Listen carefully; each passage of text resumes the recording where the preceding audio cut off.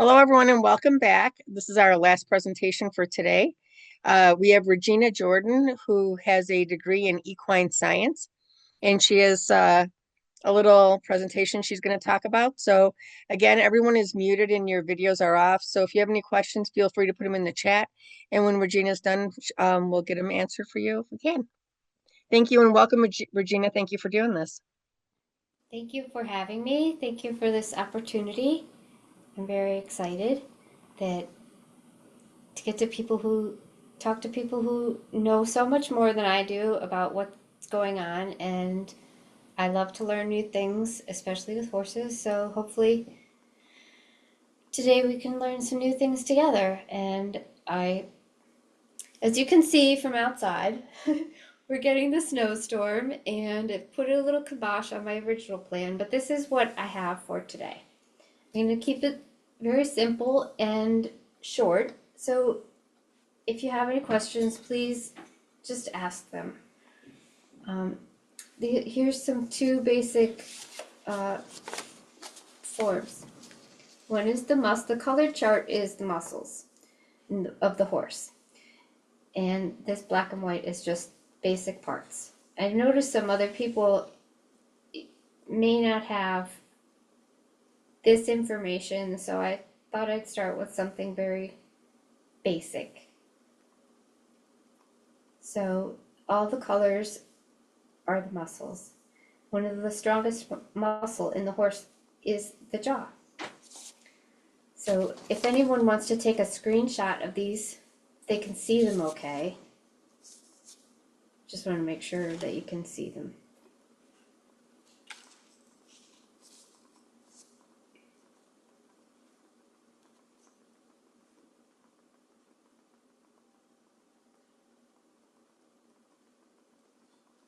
So after this, I have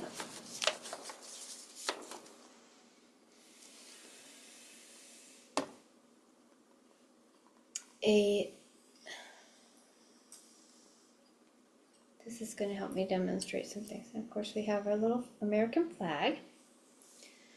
So I wanted to start with discussing the vision of the horse. And from riding many horses and many years, horses rely on their vision for where they put their feet. And they have the ability to see up close, whether grazing, and then when they lift their head, they can, because they're a prey animal, they can focus a lot quicker, almost instantaneously, than we do. So their vision's a little different, and it's very interesting when you're riding a horse and you know they're always looking directly where their feet are going. So in relationship to what the people on these, people like me, people like you have been doing, is it's important when they do gathers that the horse is allowed to see the ground when the helicopter's there and the dust and debris and the wind. There's like a cloud of dust sometimes, and I wonder, how do they see the ground when they're going at different paces? So that's a really important factor that I think people don't talk about very much. So I'd like to bring that point to people's mindset of how they see and how it relates to what important things when we are talking about the just basic simple facts, like you should be able to see the ground when you're walking or anywhere. So the next thing is what they keep here right behind them on the side. Those are the two that they have difficulty. They cannot those two places. So when you approach the, they can't see you. And when they, right here is another spot they cannot see. So when they have, um, in the gathers and say the helicopter is up over here behind them, they can't see. So they would turn to see where the helicopter is. I also like to discuss how they hear. Their ears are a very good indication of where they're focusing their hearing. So they would turn their ears to hear things. And I think probably the my guess is the helicopter is very loud, and people at the airports and things wear ear protection, and the horses don't have that. So when they certain distances, it's probably very stressful for them. So next, I'd like to talk about the stride of the horse. The average stride is about 12 feet for average horse, and that, of course, that's just a range, a number range. Race horses are longer strides because they do a lot of training, and of course, the small horse, like a foal, would be a much shorter stride length. So, as a horse, suppose in the gathers would have to travel a long distance, mathematically, you could figure out how many strides a horse would have to do to in that distance. And many horses that train, like race horses and other things, they do a lot of training to do that. Say if you're going to go run a marathon, you wouldn't just walk outside and say like, okay, I'm going to run a marathon today. It would be very hard for your muscles because you need warm up time, you need training time, you need cool down time. And what I've seen from the gather times is, that is not something that is possible or followed, or just doesn't happen for a variety of reasons. So I think that bringing those things to the forefront of how the horses are, their own physical capabilities, and how there's got to be some better ways. So, and plus the pace at which they're going. So now I'd like to talk about the pace. So when a horse is walking, there are about three legs on the ground, right? So that's a good weight distribution. So when they're trotting, two legs around the ground at the same time. So one will be up. So they're distributing their weight. However, when they're cantering or galloping, most of their weight will be on one leg at a time. And that increases the pressure and stress capabilities and everything on that one leg. And say they have to run for, a mile, a couple miles, several miles, the chances of injuries increase dramatically the longer they have to continue that pace. So basically, there are a lot of ways that could be improved to help the horse's muscles. Chris, do you have any questions so far? No, I don't. I don't have any right now. No, I do want people to know that you were going to use a live horse. That was your plan, but the weather kind of played a toll in that, so that's why she's using the model that she is. Yes, But you and can go ahead. okay, the bonds to the horses in their group are very strong. And when they get separated, they get extremely stressed. They will call, they will get upset, they will pace. And this is, you know, most horses are very attached to their companions slash buddies, in their little group. So they have strong bonds, and all of these stresses combined is is tough for the horse. So there's got to be some ways to help them in what they do. So that is my goal. I'd love to help the horses somehow, and if this helps in any way, I would be very grateful. And I'm really excited to meet everyone here and to help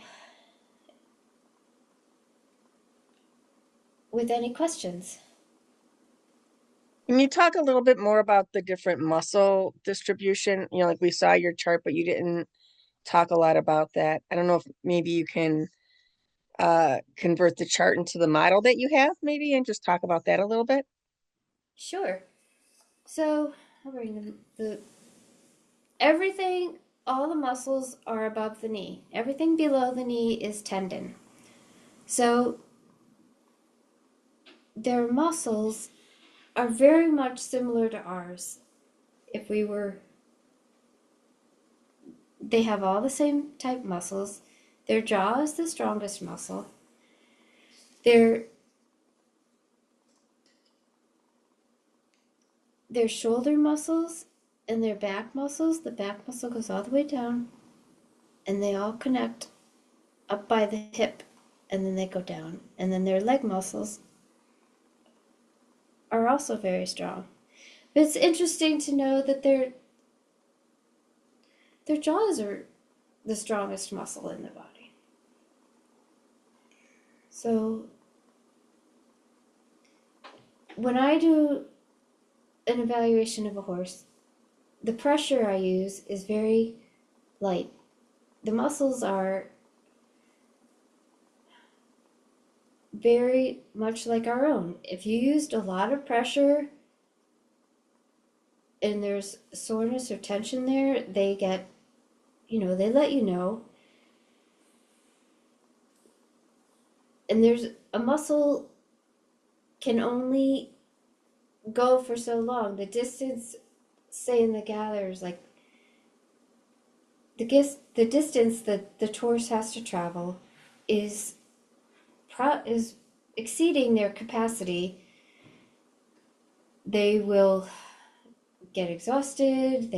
Their muscles can physically lock, and at some point, that exhaustion, they can. It's a horse issue that when their muscles lock, they physically cannot move until they get medical attention. And sometimes that does happen to the horses if they're depleted. So back to the muscles, I suppose.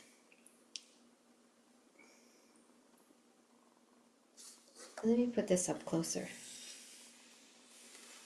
so you can see.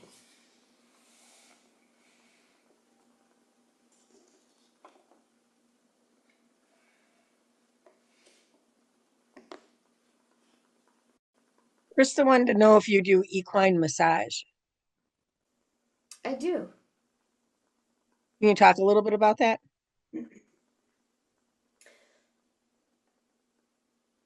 I think that when I do a massage, I would evaluate the horse and see where they have tension or muscle knots, spasms, and then I would help them release those muscle knots. And I would start with the neck and go down the back and down each leg to find where they're sore. And then there's always if they're sore one spot, there's always another spot that kind of compensates for the original soreness. So you have to go through each muscle and, like the layers of an onion, figure out what is the original sore spot and what is a compensation and what maybe causes for those things. and how to help them. So muscle spots, muscle spasms, and soreness don't usually happen immediately. They happen over time. So sometimes you can't just fix it all at once. You have to fix one thing and then go to something else. So, of course, they're always approved by a veterinarian that, horse can have a massage. There are certain instances to not give a horse massage, such as fever, recent injury, any type of infection, and any other safety issues. So you should always consult the veterinarian before any type of massage is done. So because you must work with the veterinarian with all of those things because they know the horse and they know what the horse's history and what is acceptable, what is not acceptable. So it's really important to have a good relationship with the owner and the veterinarian to see how you can help that individual horse. I enjoy doing massage on horses that have had, you know, they do a lot of competitions or they do a lot of work. I've also been able to help horses that have, say, fallen in a trailer and they had back injury, so I would help them over time and help them recover. And it's really an amazing process. Once the horse realizes that you're there to help them, they trust you and they enjoy it, most of them, and some of them don't enjoy it. They might protest a little, but in the long run, it does help them.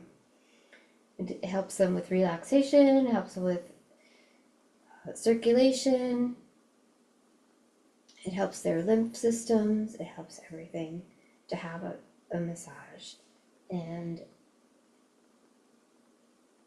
the horses are uh, horse muscles are very sensitive.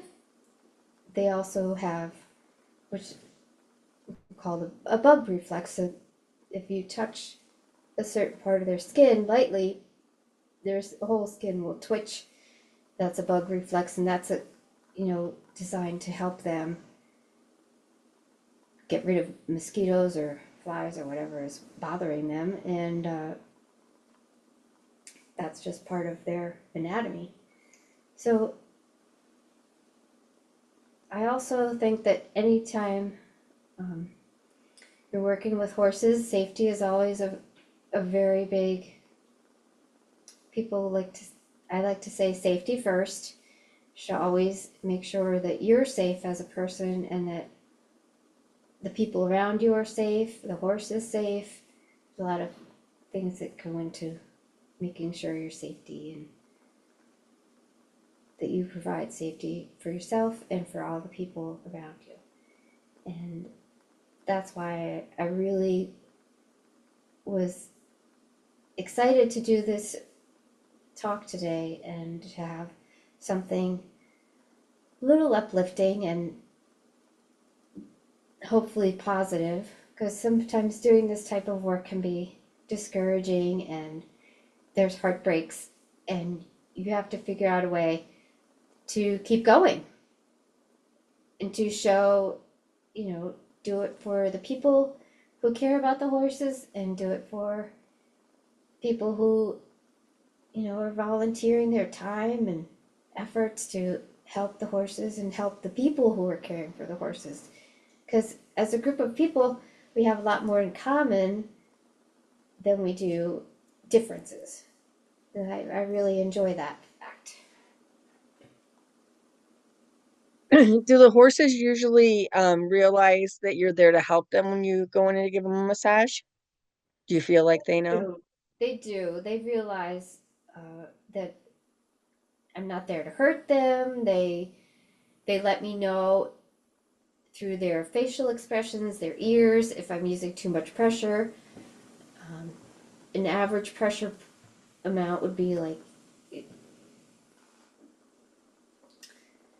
know, maybe if you put your finger on a scale and you put it about 3 pounds, that would be a lot of pressure. So once the horse relaxes and realizes you're not there to hurt them, they kind of figure out, oh, they kind of almost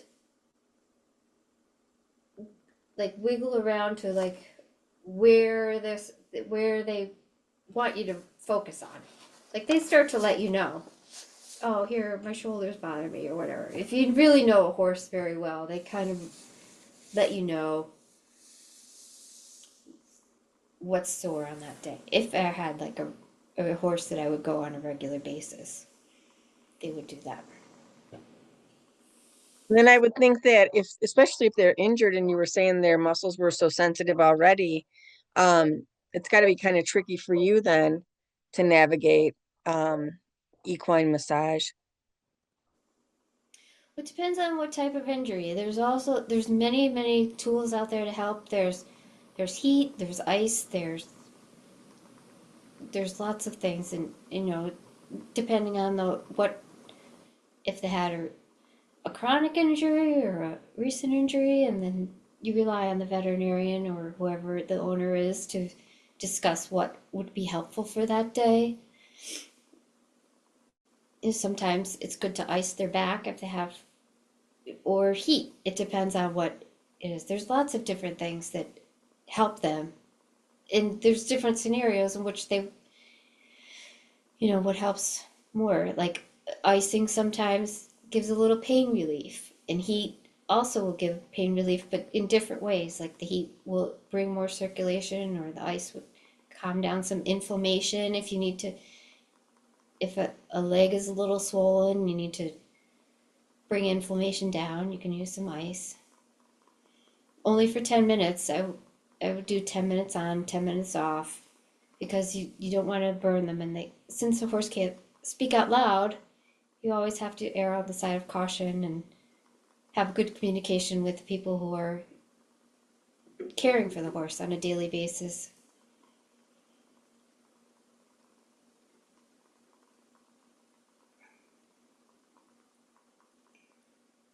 Andrea says there's a BLM roundup tomorrow in Nevada, and right at this minute in Denver, the snow blizzard is so bad you can't see.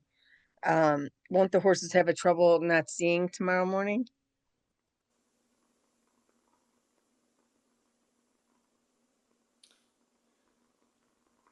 Like, Well, how's their vision like through like a blizzard of snow almost, I guess is what she's asking. oh, I I would think that I'm not gonna. I don't know the conditions there or what they're planning. I don't know. I don't know if how the visibility is, or How's how. their vision compared to ours, I guess would be a question. Like, do they see better than we do, or That's a hard answer. That's a hard question to answer because I'm not really sure how much better or worse each individual horse is able to see. But I do know that they are very aware of their surroundings. so they would maybe rely more on their other senses to They would help them rely, navigate? yeah, they would have to rely on all their other senses if they could not see, if they were unable to see through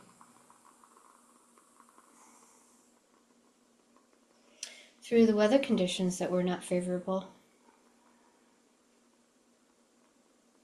Craig wants to know if you've ever worked with horses that had hernias, like could equine massage help them at all? We have had there was a foal that had a hernia, and it we took the horse's temperature every day, and the hernia improved on its own. Uh, if it hadn't improved, it would have needed a surgery. But thankfully, it did improve. So taking a temperature is a good um, indicator, and that's what the veterinarian suggested, and that's what was done in that foal's case. So that's the only one that I knew of for hernia. But I would speak to the vet if you had a hernia, a horse with a hernia. I would always refer to your veterinarian. The massage is maybe focusing more on the muscle than on something like a hernia, correct? Correct. I would not. We did, as far as I know, there was no, with the foal, all we did was take the temperature every day. Andrea said her horse has severe string halt in both legs. The vet said it's severe, and would massage help with that? She wants to know. Um, I I don't think I could answer that question the way she would like because that is for a veterinarian. I do not.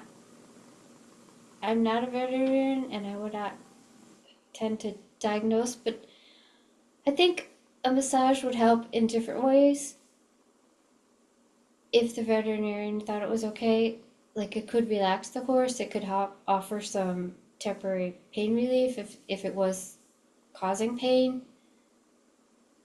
Um, does help with range of motion sometimes by getting other muscles to relax. So I would refer to the veterinarian in that case and ask them if they think for that particular horse if that would help. Okay. Does anybody else have any other questions? Well, thank you again for doing this. This was very fascinating. We appreciate your time and all your work that you do with with horses. So, Well, I'd also like to say that people here in the East Coast they're not as aware of what's happening to the horses. And when I do talk to people about it, they say, "How does it affect them?" I said, "Well, it affects all of us because anything that happens to the horses will eventually happen to people. So really, it's a humanitarian issue." he's in Pennsylvania. Yes, I'm in Pennsylvania. Yeah, we know that on the East Coast we have a hard time getting information about what's happening out west. So that's a challenge that we have as advocates. So thank you for your help with that. All right, well, everybody, thank you. We will be back on Saturday. Next weekend is our last weekend of the summit. And thank you again, Regina, for being here. And thank you, everyone, for participating in the summit this weekend. Everyone, have a great day and stay safe wherever you are. Thank Thank you. you.